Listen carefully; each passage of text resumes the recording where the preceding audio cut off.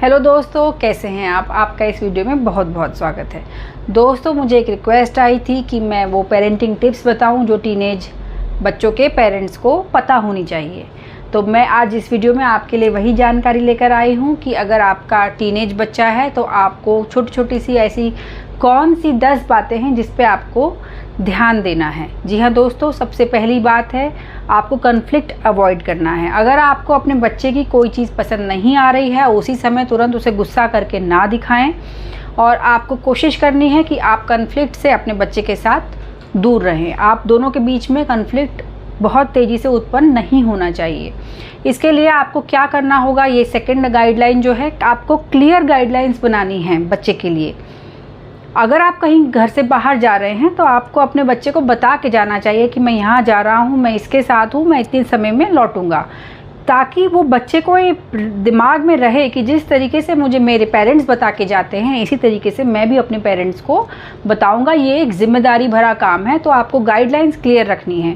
साथ ही आपको ये ध्यान देना है कि जब आप क्लियर गाइडलाइंस की बात करते हैं तो ऐसा नहीं होना चाहिए कि अगर मम्मी ने किसी बात के लिए मना किया है तो पापा उस बात पर रेडी हो जाएँ, और अगर पापा ने किसी बात पर मना किया है तो मम्मी उस बात के लिए रेडी होकर बच्चे को सपोर्ट करें।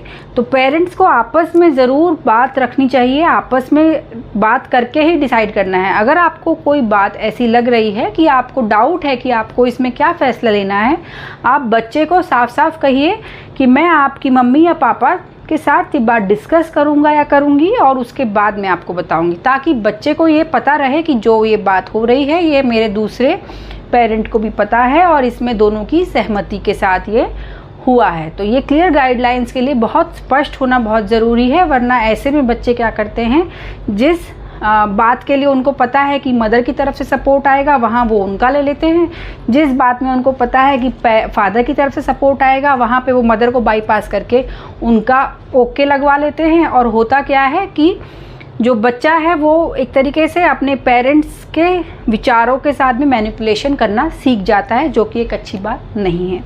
तीसरा, आपको बच्चे की जो व्यूज़ हैं भले ही वो आपसे अलग हों पर आपको उनको रेस्पेक्ट करना चाहिए। जब आप अपनी तरफ से उसके व्यूज़ को अपनाएंगे, समझेंगे, तभी वो आपके व्यूज़ को समझेगा। ये चीज़ें जो होती हैं ये म्यूचुअल होती हैं। आपको ये समझना है कि आपका बच्चा है, ज़रूरी नहीं है कि जो चीज़ें आप जिस तरीके से सोच रहे हैं वो भी बिल्कुल ठीक उसी तरीके से सोचेगा। वो अलग तरीके से सोच सकता है क्योंकि वो एक अलग इंडिविजुअल है ना। ये आपको चीज़ का ध्यान रखना है। जो फोर्थ है, आपको उसकी चीज़ों में, उसकी एक्टिविटीज़ में, उसके स्कूल लाइफ में, उसकी फ्रेंड्स लाइफ में इंटरेस्ट शो करना पड़ेगा। आपको दिखाना पड़ेगा कि हाँ, आपको उसमें अपने बच्चे में इंटरेस्ट है और आप उससे बातें सुनिए जो वो बताना चाहता है। आपको स्पेंड टाइम टुगेदर, यानी कि आपको अपने बच्चे के साथ थोड़ा सा टाइम बिताना चाहिए। ज़्यादा हो सके तो बहुत अच्छा है। जैसे आप अगर खाना खा रहे हैं तो एक साथ बैठ के खाना खाइए। अपने दिन की जो आपके साथ जो दिन में डे टू डे एक्टिविटी में कुछ हुआ है आप ज़रूर बताएं। जब आप बताएंगे तो आपका बच्चा भी आपको उसी तरीके से बताएगा। और आपको उससे बात करनी है, साथ ही साथ आपको उसकी सुननी भी है ना। ये बहुत इम्पॉर्टेंट है। अगर आप चाहते हो कि आपके बच्चे का आप पे विश्वास हो तो आपको सुनना सीखना पड़ेगा। वो क्या कहना चाह रहा है, उसके क्या व्यूज़ हो सकते हैं, या कभी कभी केवल सिर्फ सुनना है, उस समय आपको कहना नहीं है। आपको उसे स्पेस देना है ना। स्पेस देने का मतलब ये नहीं है कि आप उसे किसी भी बात में इंटरफेयर मत करें, आप केवल ऑब्जर्व करते रहें उसको, लेकिन हर चीज़ में उसके इंटरफेयर ना करें। इसके लिए अगर वो सोशल मीडिया में है, आप भी सोशल मीडिया पे जाइए, उसके फ्रेंड बनिए। सोशल मीडिया के थ्रू आपको काफ़ी जानकारी अपने बच्चे के लिए इनडायरेक्टली मिल जाती है, उसके फ्रेंड्स के बारे में और बाकी सारी चीज़ों के बारे में। आप उससे डायरेक्टली नहीं पूछेंगे, आप उससे डायरेक्ट इंटरफेयर नहीं करेंगे, लेकिन आप उसके लाइफ की जानकारी उसके ज़रिए रख सकते हैं। तो ये आपको एक चीज़ का ध्यान रखना है। आपको उसे एनकरेज करना है। अगर उसकी कोई अलग सोच है, उसकी कोई अलग हॉबी है या उसकी कोई अलग इच्छा है तो आपको उसे एनकरेज करना है और आपको उसे समय समय पे बताना है कि आप उससे बहुत प्रेम करते हैं और उसके किए हुए अच्छे कामों से आपको बहुत प्राउड महसूस होता है। ये एहसास बच्चे को आप ज़रूर दिलाते रहें।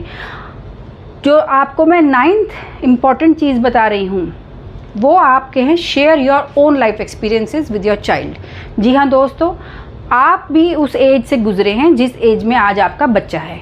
आपने भी उस एज में कुछ गलतियाँ की होंगी, उन गलतियों की वजह से आपकी लाइफ में क्या ट्रबल आई, या आपने समय रहते कोई सही का कदम उठाया, या अगर आपको मौका मिलता तो आप वो चीज़ ना करते।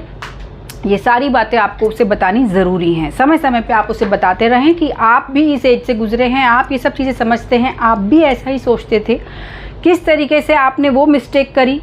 तो आप उसे अगर अपना एक लाइफ एक्सपीरियंस बताएंगे तो वो उसके दिमाग में रहता है, और जब वो उस परिस्थिति में पहुंचता है तो उसे याद आता है कि हाँ भाई, मेरे पेरेंट के साथ भी ऐसा हुआ था, या उन्होंने भी गलती करी थी। आपको एक ऐसी इमेज नहीं बनानी है अपने बच्चे के आगे कि मैं बिल्कुल सही करता हूँ और तुम सब कुछ गलत करते हो, या जो सोचता हूँ मैं ही सही सोचता हूँ और जो तुम सोचते हो वो सब गलत सोचते हो। तो गलत आप भी हो सकते हो, गलत बच्चा भी हो सकता है, ये एक्सेप्ट करने वाली बात है।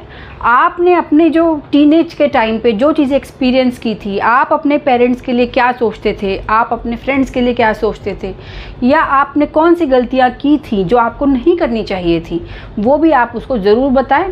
तभी बच्चे का विश्वास आप पे बढ़ेगा और वे अपनी कुछ बातें आपको ज़रूर बताएगा कि वो क्या सोचता है। और आपका जो एक इंटीमेसी है बच्चे के साथ में, लगाव, और बच्चे का जो विश्वास है आप पे बढ़ेगा। और जो 10th इम्पॉर्टेंट है वो look after your self also. आप माता पिता हैं, बिल्कुल सही है, लेकिन आप एक इंसान भी हैं।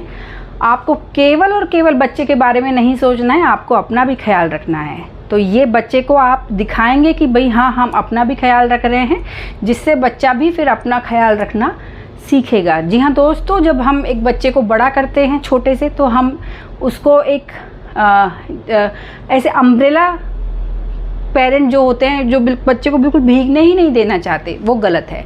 आप बच्चों को जो सर्कमस्टांसेस हैं उनके सामना करने दीजिए, उसके बाद आप उनको कुछ फैसले लेने दीजिए, फिर आप उस बारे में डिसाइड करिए, आपस में डिस्कस करिए। आप फिर उनके कुछ फैसलों के बारे में, उन्होंने जो फैसले लिए हैं वो आपको कितने सही लगते हैं, आपको कितने गलत लगते हैं, उस पर विचार करिए, उन्हें बताइए। जब वो आपसे हेल्प मांगते हैं तो उनको ज़रूर दीजिए। उन्हें एक ये एहसास ज़रूर होना चाहिए कि हर कंडीशन में मेरे माता पिता मेरे साथ हैं। तो ये टिप्स मैं आपके लिए लेकर आई थी। आपको कैसी लगी हमें ज़रूर बताइएगा। अगर आपको ये वीडियो पसंद आता है तो इस चैनल को सब्सक्राइब ज़रूर करिए और अपने दोस्तों में इस वीडियो को शेयर ज़रूर करें।